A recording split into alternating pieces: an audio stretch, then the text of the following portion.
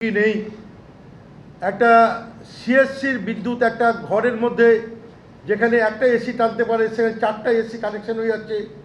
এই যে ব্যর্থতা, এই ব্যর্থতার দায়িত্ব সরকারকে নিতে হবে। এটা তো পুরনো সরকারের উপর চাপিয়ে দিয়ে সব দায় সারানো যাবে না, কারণ পুরনো সরকারের আমাদের ব্যর্থতা ছিল, কিছু ভুল ছিল, ত্রুটি ছিল, তাই তো মানুষ পরিবর্তন করে নিয়ে এসছে। আর আপনি ব্যর্থতার দায় পুরনো সরকারকে চাপিয়ে যাবেন, এটা হতে পারে না। এই দায় এবং দায়িত্ব সরকারকে নিতে হবে এবং সরকারকে এটা প্রকাশ্য বলতে হবে। এতগুলো মানুষের প্রাণ কেন গেল আমরাও জানতে চাই সরকারের কাছে। কারণ 3 মাস আগে বলার পরও যেখানে সরকার বলেছিল যে আমরা এই তারাতলা কাণ্ডের ঘটনার পরে কোথায় লাইসেন্স হচ্ছে, কোথায় দুর্নীতি হচ্ছে, এই লোক আমরা রিভিউ করব, কোনো রকম লাইসেন্স দেওয়া যাবে না।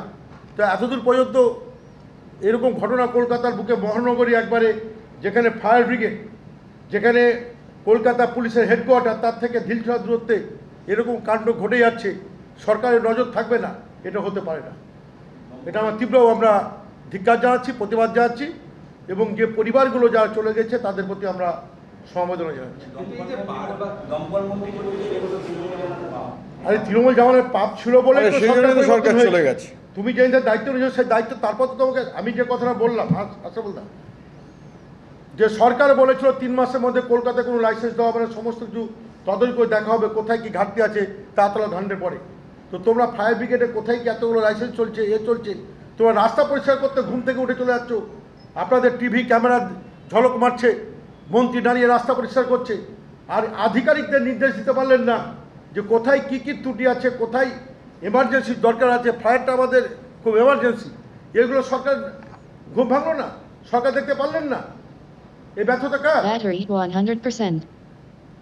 কিন্তু এই যে একবার ঘটনা ঘটে সে সময় আলোচনা হয়, তার পরবর্তীতে আবার একটা ঘটনা ঘটা পর্যন্ত অপেক্ষা করতে মানে সুরাহা কি করা সম্ভব হয় না শুধুমাত্র এই দোষারোপ করতে কি?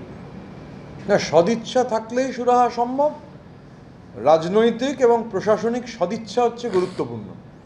এবং আমরা যে কথা বারবার বলছি যে দেখুন, ভুল ত্রুটি এত ছিল বলেই তো মানুষ ছুঁড়ে ফেলে দিয়েছেন। তাহলে শুধু সেইটার ওপর 3 মাস তো অতিক্রান্ত, 100 দিন অতিক্রান্ত। তো government has to take the responsibility.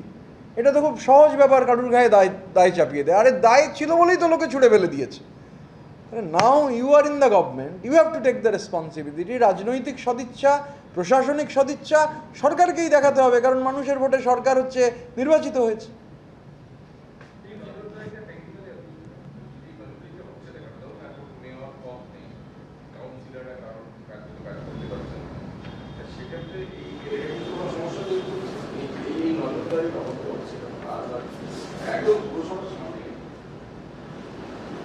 এটা আপনি আমাদের জিজ্ঞাসা করে, আমি বা আখরুজ্জামান কেউই কাউন্সিলর নই, ঠিক আছে? এবার যিনি প্রশাসক আছেন তাকে আপনাকে গিয়ে জিজ্ঞাসা করতে হবে। বিধানসভা থেকে কলকাতা কর্পোরেশনের ছোট লালবাড়ির দূরত্ব খুব বেশি নয়। আমি অনুরোধ করব আপনারা এখান থেকে বেরিয়ে গিয়ে যিনি প্রশাসক আছে তাকে জিজ্ঞাসা করুন। এই প্রশ্নটা আমাদের জন্য মানে প্রযোজ্য নয়। এবিপি আনন্দ, এগিয়ে থাকে, এগিয়ে রাখে।